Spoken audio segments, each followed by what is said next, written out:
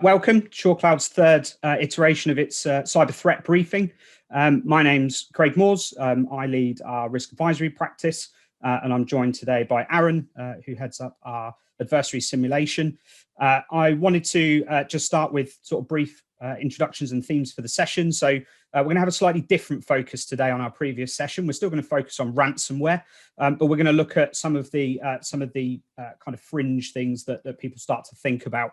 And we've split that down into three key areas, really. So we're going to look at some best practices for implementing effective ransomware defense and responses. We're going to look at some key controls, and we're also going to look at potentially some of the frameworks that can be used to mitigate or think about mitigating some of the threats of ransomware.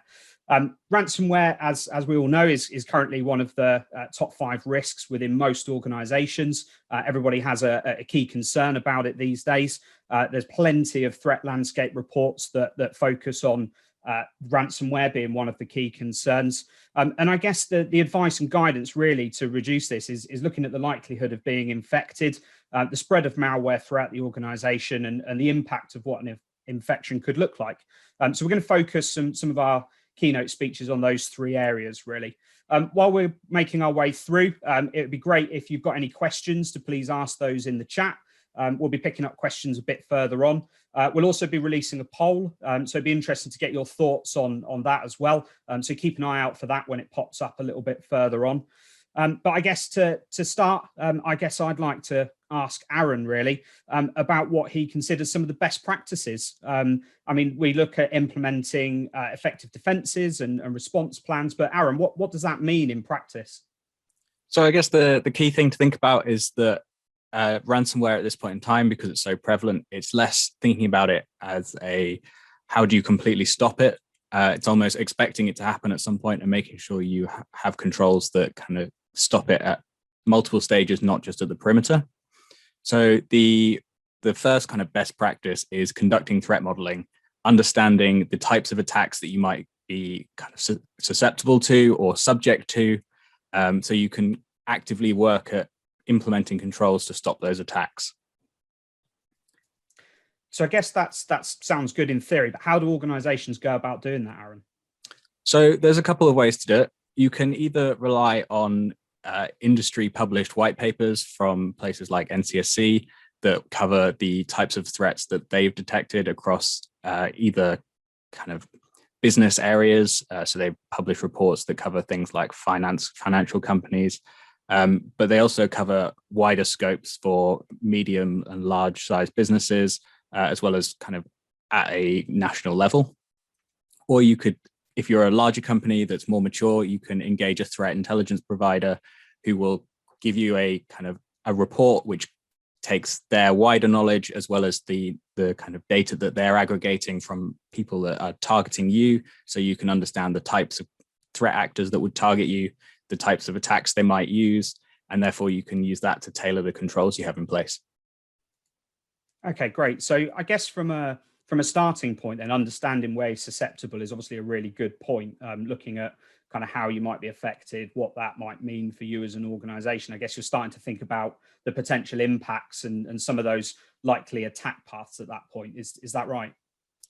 Yeah, exactly that. So where does that fit then in the sense of moving forwards from there? If we understand kind of some of the susceptibility and understand sort of what some of the key concerns are, where do we go next? So once you understand what the threats are, you can start implementing a defense in depth layered security model. So this is implementing multiple stages of controls that each stage of each control could in theory mitigate an attack.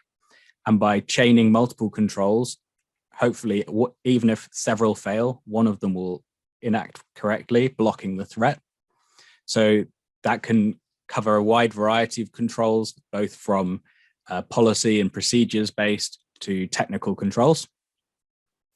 I guess that kind of nicely leads into one of the key technical controls that you can implement that also ties into policies and procedures is implementing principles of least privilege, making sure that you have a model of access rights where users have appropriate permissions for their role, no extra permissions that aren't needed that are applied to excessive numbers of people, And even in some cases, if you have users that sometimes need high privileged accounts, so I'm thinking along the lines of IT administrators that also need access to emails, you can implement two separate accounts, one for performing those high privileged functions, but then a separate account for their kind of day-to-day activities.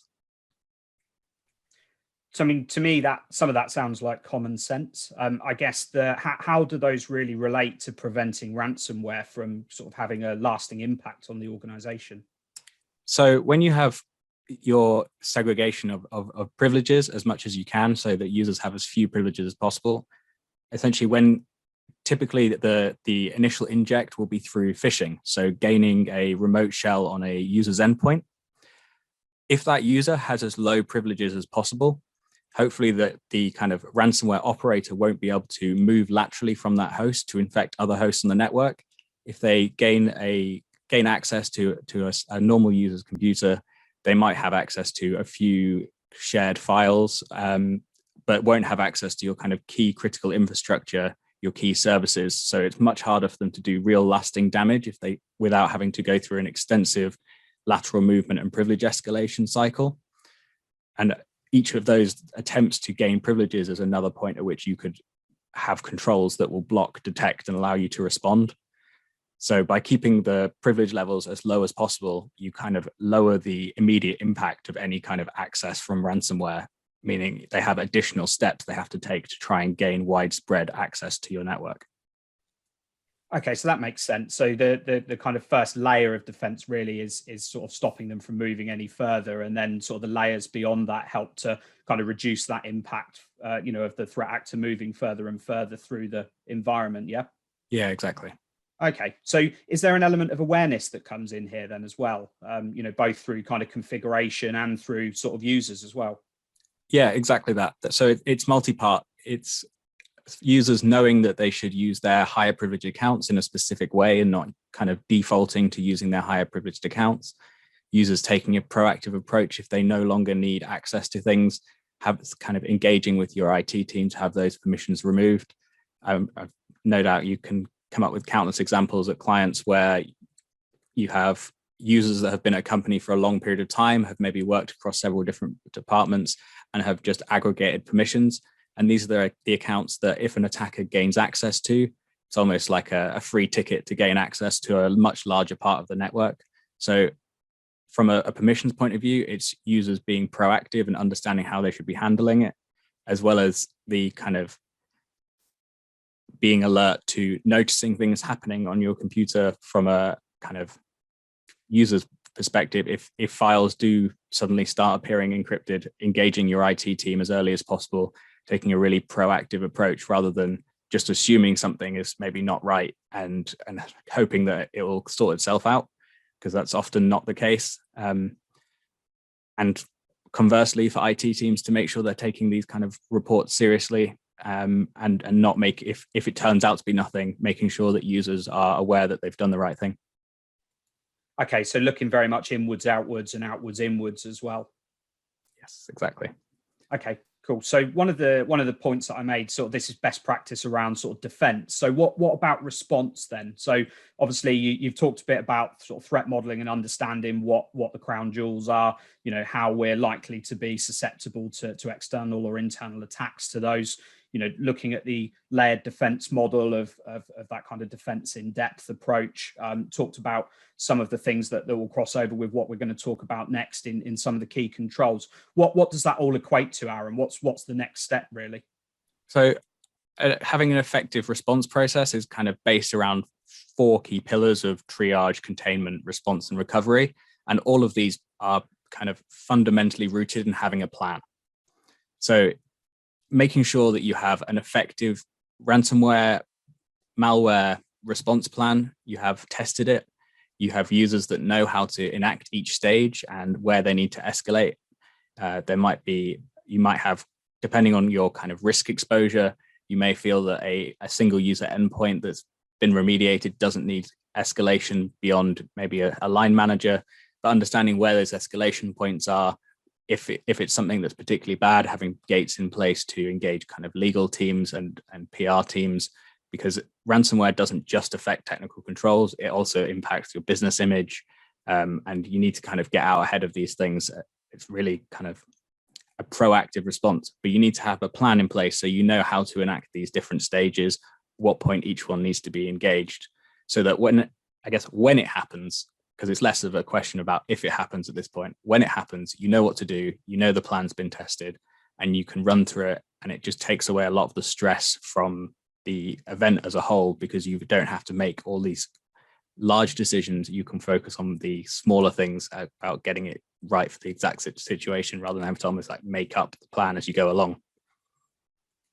Yeah, that sounds sensible. I think the thing that I note most around incident response plans is their effectiveness. A lot of incident response plans go out of date because environments change, and I guess part of this is all of these things working together as well, because we've got obviously this threat modeling activity, which isn't a one-time activity. It happens iteratively as things change. That sort of control framework that we put in, and the least privilege and the other things that we rely on, and that ongoing awareness, that all needs to relate to an updated and effective plan, doesn't it? So that we've got the right instructions and the right information at the point that we need it most, which most of the time is when we're running around with our hair on fire, isn't it? That's exactly right. And you make a really good point about response plans going out of date. It's important to know that these things, I guess none of these things are a point in time activity. There's something you have to keep reviewing. There's no point digging out a response plan when you absolutely need it and it's not been reviewed for 4 years. And in that time, you've migrated from an on-site Active Directory to Azure AD, and everything that you've written down is no longer relevant. So as with all of these controls, it's reviewing them on a regular basis and make sure that they're really ingrained into the wider culture. Yeah, I think that's really good advice. So I guess leading on from those things as best practice, then what would you say are some of the key controls? I know we've kind of touched on some of those, or at least those principles, but what key controls should people be considering for their organizations to prevent or mitigate against ransomware attacks? Okay, so I guess the first place that ransomware is likely to strike in your business is on a user endpoint. So because you have users that interact with external websites, users have emails, it's all part of their business day-to-day use where they're exposed to things that could be malicious. So the first thing is, as your kind of first line of defense, is making sure that the user workstations are appropriately hardened. You get them tested by your internal security team, you outsource a pen test, make sure that things like privilege escalation from a user's your standard user permission set to gaining full control over the host is as challenging as possible, while also allowing people to complete their day-to-day jobs. Secondly, you can move on to the user accounts themselves, making sure that any portals that you could access externally use things like MFA, multi-factor authentication, so that, for example, if you have a user that mistakenly logs into a phishing website, making sure that those credentials are as invaluable as possible, so that they can't be used if you don't have the second factor. Ideally, if you notice if you have systems in place to log that they've logged in somewhere successfully but have failed the MFA multiple times, kind of adding controls where you can go reset user accounts, contact the user to make sure that it's something that they've done. All of this kind of acts to harden that initial first endpoint that somebody might land on. There's additional controls you can have almost one step earlier with things like mail filtering, web filtering. Neither of those is going to be 100% successful, but if you can filter out 90% of the malicious emails that users receive, it makes it much easier for them to spot things that they shouldn't click on, or even if not entirely removing the risk, you've cut down the bulk of things that people might interact with if they're not maybe paying attention or get caught out when they're busy, that kind of thing. I think some of the points you made earlier around sort of awareness and that first line of defense, particularly in my experience, I think the main ingress point for ransomware is typically the end user. So having those controls that kind of work together in that layered model to protect them, I think is really, really good. And, ultimately users are our main asset, aren't they? So, the more we can keep them engaged and keep them protected, in a balanced kind of way, that gives us some confidence then that we're blocking one of the main front doors. So what about other things then? What about some of the Obviously, the IT teams will be involved in aspects of that, but we largely, once those are out in the wild, we let users kind of do what they need to do. So what do IT admins and IT teams tend to look after more so that would help to mitigate against ransomware? So I think the first thing is probably a vulnerability management program, understanding what assets you have, what vulnerabilities are present in them.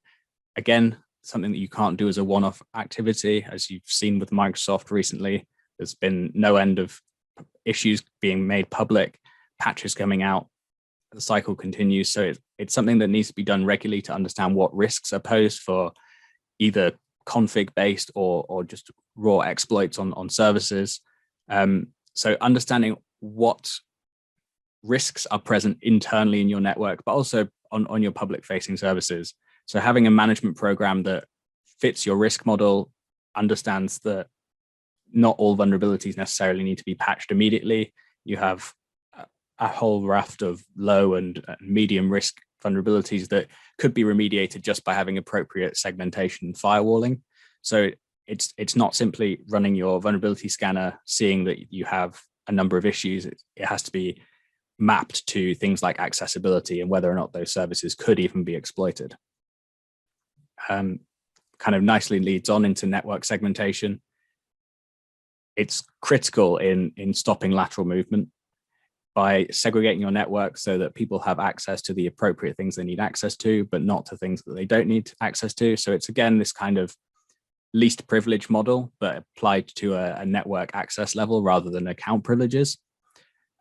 So if you can restrict any access to things that people do not need access to, so the back end of your databases, if you expect them to be accessed via a web app, the actual database itself probably doesn't need to be accessed. So isolating that from the wider network to make sure that if you do have a malicious user in the network or an attacker gains a foothold, that they're not able to make that jump directly to the database server. And this is the kind of thing people are really aiming for with ransomware, these kind of high ticket items that would cause significant pain to your business if you lose access to it. Yeah, that's all. I think from experience, those things are, we've seen those happen. Vulnerabilities appear, almost every day. So having sort of good, effective controls there, that's definitely going to help stop, ingress points. But what does that all mean when this happens? All those things are good from a proactive perspective of protecting the environment, but what's kind of the key here when ransomware does hit? I mean, you talked a little bit there about stopping lateral movement and preventing things from spreading too far, which ties back into that triage and containment that you mentioned earlier. But ultimately, if we start to move into response, then what does that mean? What kind of controls are we relying on to ensure that we can keep working effectively? So having resilient services and backups are going to be key components of that response capability. If you've got good backups that are stored in an appropriate manner for the kind of speed at which you need to come back up, then you can roll back onto those clean backups. As soon as you've removed the threat, you can go back to the backup and hopefully continue business as usual. If you've got resilient services, so essentially running the same service on multiple hosts, again, making sure things like passwords aren't shared across the host if at all possible. It will depend on the type of service that you're using, but in most cases, the underlying host can have different credentials and they can be isolated from each other and kind of joined by a central load balancer. Having that kind of resilient setup is really valuable, because in the event that one of the hosts gets hit by ransomware, there's a reasonable possibility that the other one will be okay, assuming you have that appropriate segmentation between the two.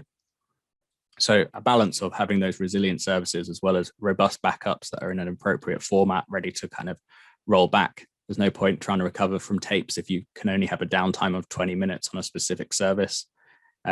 So that ties into also testing those backups. Much like the response plan, you need to know that it's going to work in the way that you expect it to work and how to do it. Yeah, I think we've seen examples of that recently with ransomware attacks, haven't we? Where backups weren't capable of providing that resilience and kind of restoration that people were expecting them to be. And I think from my experience, ransomware has changed, hasn't it? It's not so much now about encrypting the data and keeping it locally. Because with all the sort of highly resilient environments, most people, have the ability to sort of say, well, yeah, okay, but we can restore that from 10 minutes ago.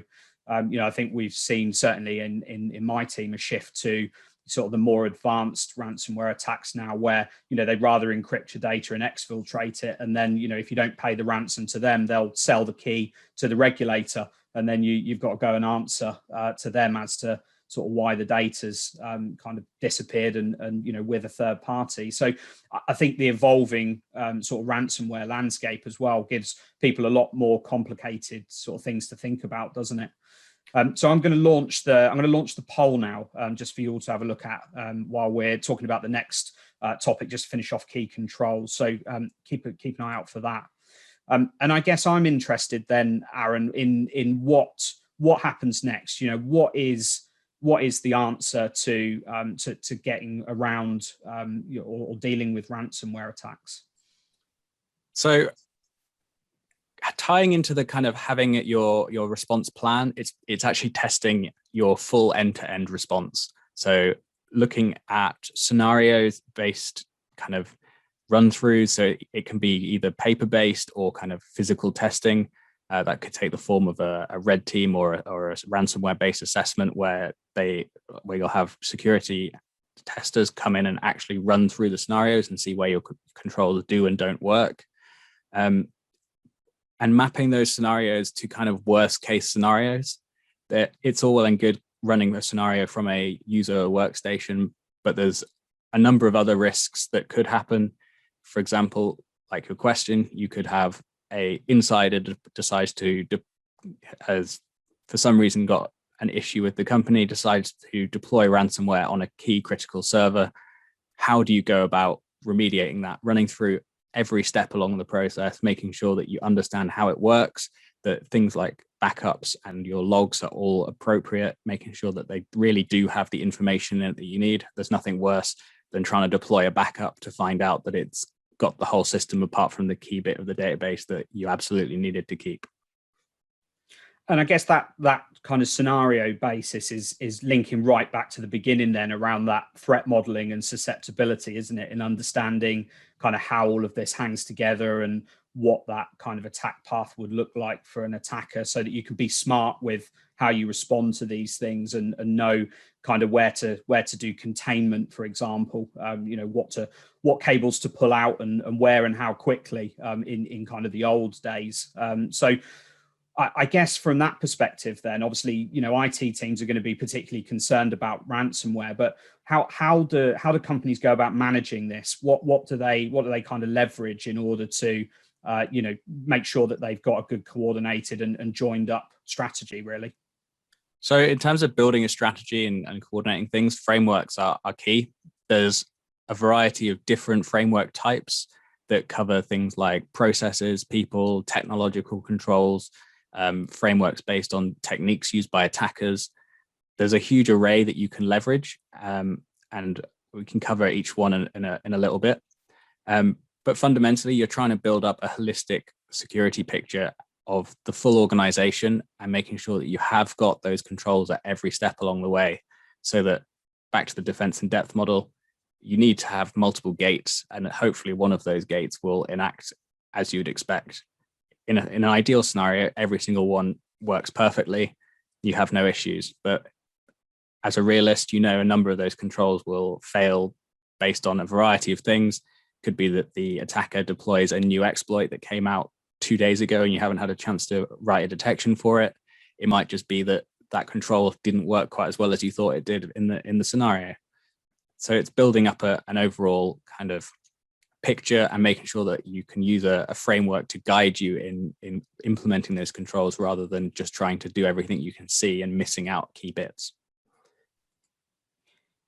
Thanks for that.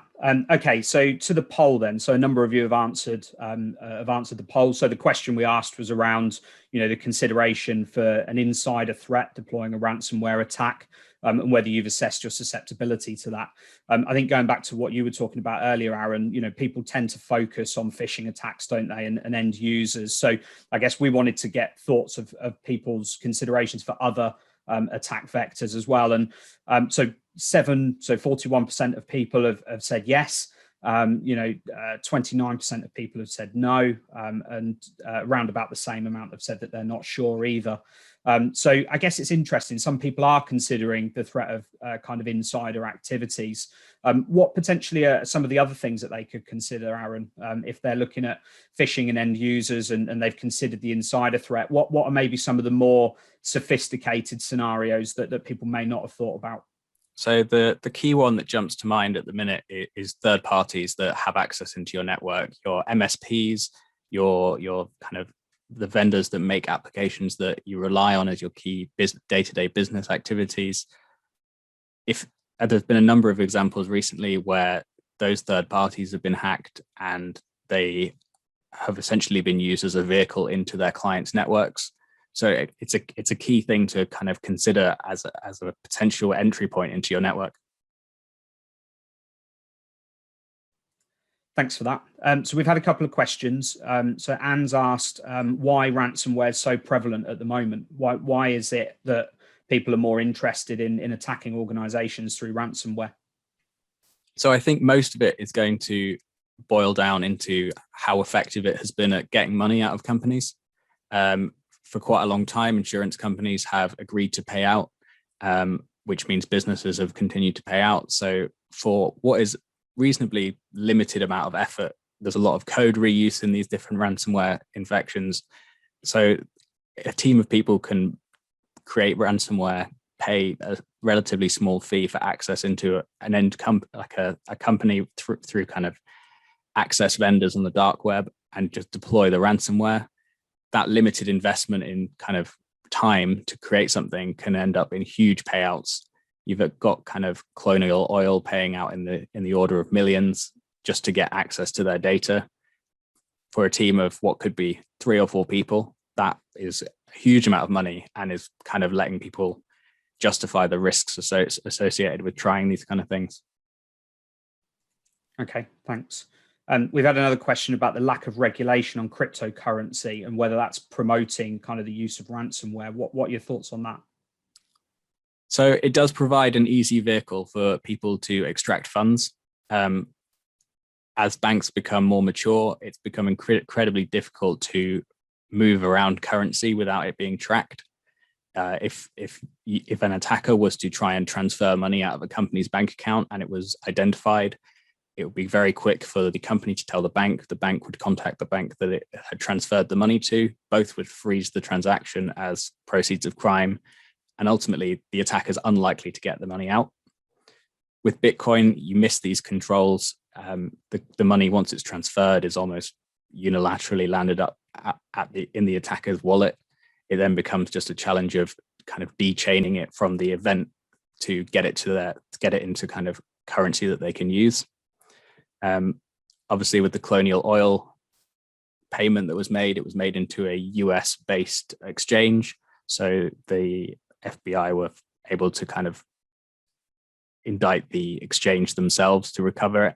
But if it had gone to an overseas location where they couldn't kind of, or it had gone into a private wallet, even if it was a private wallet that was in the US, it wouldn't have been able to be recovered. It was just because the private keys of the wallet itself were owned by a US company that they were able to do that. So it definitely provides an avenue for people to kind of get that money out of a company in a way that maybe wasn't possible before. Great, thanks, Aaron. So we've got one final question.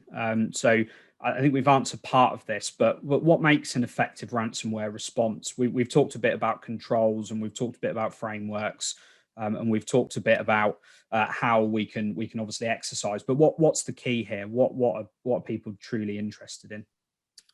So I think the key thing is breaking it down into those 4 steps. Triage, work out what happened and how it happened, what systems are affected. Moving on to containing it, box off those systems. Anything that is not infected, make sure they're isolated. If that means completely disconnecting them from the network and losing their service to stop them being infected, that's sometimes a trade-off that you have to make. It kind of ties into the HSE Ireland, where they recently had to essentially shut down their full network to stop the ransomware being able to continue moving laterally. And as they were able to confirm sections were clean, brought them back online. great example of that containment step.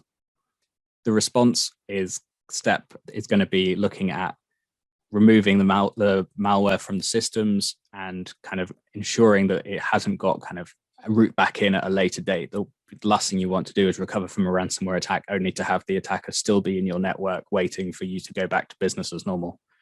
And then nicely leads into your final stage of recovery, bringing everything back to business as usual. That includes kind of final recovery of any backups, re-implementing networking as expected, that kind of thing. So it's having a step-by-step approach as you go through and following that plan to make sure you're not doing things too early or maybe making mistakes as you do it. I guess there's also the lessons learned that closes that loop then, doesn't it, to help kind of learn from what happened and try and put any additional controls in place to stop it from happening again.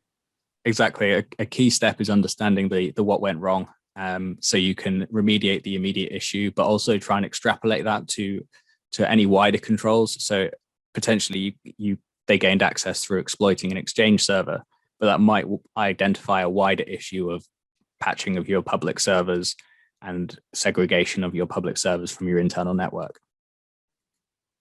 Great, thanks. So we've got a couple of minutes just for anybody else to answer or ask any other questions. Sorry, I've got my own question though, Aaron. In terms of should a ransom ever be paid? So personally, I would suggest not, because every time you pay, you just continue this cycle of giving people money for the action. It just encourages people to kind of continue this loop, go and develop better ransomware. And a lot of this is commoditized. There are developers that you can pay who will build you ransomware. And if you have more money to pay better developers, you will have better ransomware. And round the cycle goes. So the more payments that occur, the more incentive there is to build better ransomware that's more effective at spreading laterally, causing as much havoc as possible to extract as much money as possible. There is obviously the counter argument that some businesses won't have this robust response plan in place. And if they don't pay, there's a reasonable likelihood that they can't continue trading. So I guess it is a balance, but where possible, I'd look to not be paying. Yeah, absolutely. I think any general guidance would be don't pay the ransom. I think you've got this ethical issue now where you're almost making a business decision based on cost as to whether it's cheaper to pay a ransom and run the risk of not getting the encryption keys back, or forking out a lot of money to recover and respond to these things. So I think it's interesting, and personally I wouldn't pay a ransom either for the same sort of principles, but I think it is interesting. Yusuf just mentioned Norsk Hydro, good example of an organization that didn't pay. I guess a good example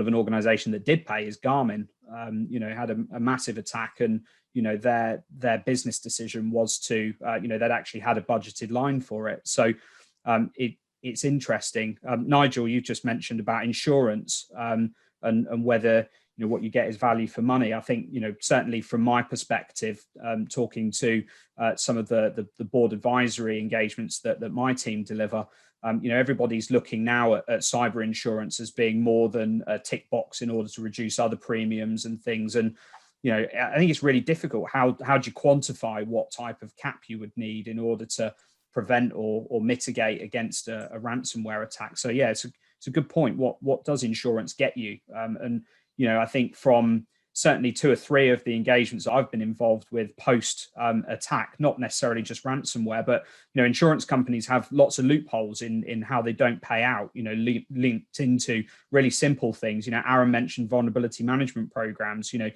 they find things that are not patched, they are stipulated within the insurance policy that it won't be paid out if they're not maintaining cyber hygiene. So I think there's a real balance here as to what risk you decide to manage and take ultimately as an organization when thinking about sort of external threats that you don't necessarily have the ability to control.